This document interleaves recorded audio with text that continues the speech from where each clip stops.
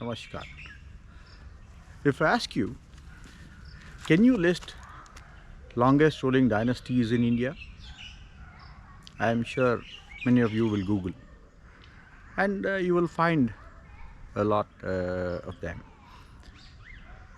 Chandragupta Maurya, Nandas, Guptas, Chalukyas, Rashtrakutas, Ahom, Marathas, Cholas, Cheras, Pandyas, Vijayanagar, and many more. You may also say Mughals, British, right? In the list, it is not uncommon that one would miss another dynasty by name Western Ganga Dynasty. They were ruling for about 650 years. It's a long duration. And they were ruling in the southern Karnataka. Why there is no mention? Well, there is mention, but mostly historians know about it. And maybe the region of Karnataka know about it. There is some mention in the text as well. But 650 years, 23 kings deserve more. I was amazed to see some of the king's achievements and feel sad and sorry that they've not been given the credit they deserve. Okay. One of the things that is remarkable and one must remember is they built the largest monolithic stone statue of Gomateshwara in Karnataka, and that was built about 1000 years ago. It is still unbeaten. Imagine their achievement. And they deserve a round of applause. They were ruling for about 650 years, starting 350 CE to 1000 CE. And they were mostly in the region of southern Karnataka and parts of Tamilnadu and Andhra. There's an interesting story of their origin. Two princes by name Madhava and Didiga. They, around 325 CE, they wanted to expand or they want to establish their own kingdom because Ikshvaku dynasty's Satvahana were in declining position, and perhaps these two were some way connected with them. That's what they claim to be of Ikshvaku dynasty. So they came down to Deccan to seek their fortunes. So the two people settled in a place called Gangaperur, which is today in Kadapa district with the same name. There they met a Jain guru by name Simhanandi, and they expressed their ambition to the Jain guru, and Jain guru was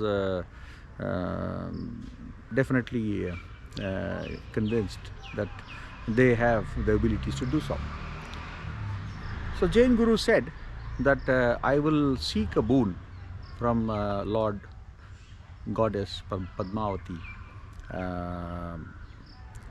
and he gets a boon as a sword.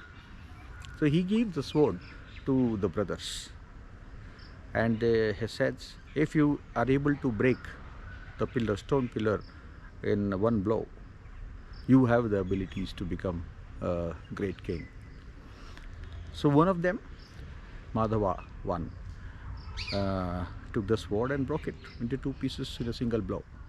Now, that's the story that is written in a copper plate in Sasanakota, which was found, and this copper plate was written by Madhava's son. And later on, Madhava was known as Konganiverma.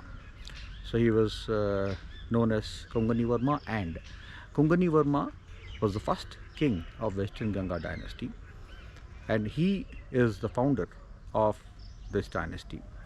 Around 350 CE is when they established this kingdom of Western Ganga. And from Ganga Perur, they marched towards Kolar, present day Kolar. Earlier it was known as Kuluvalapura or Kolahalapura. And that's when they established their capital, the first capital. For about, I think, maybe about 100 years, they ruled from that area. And from there, they moved to Talakad. Talakad is again in Karnataka, southern district of Mysore.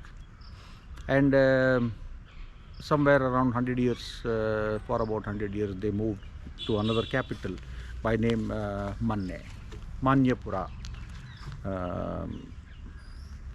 And then came back to Talakad again. So it was in 1004 CE when they lost their final battle against Cholas.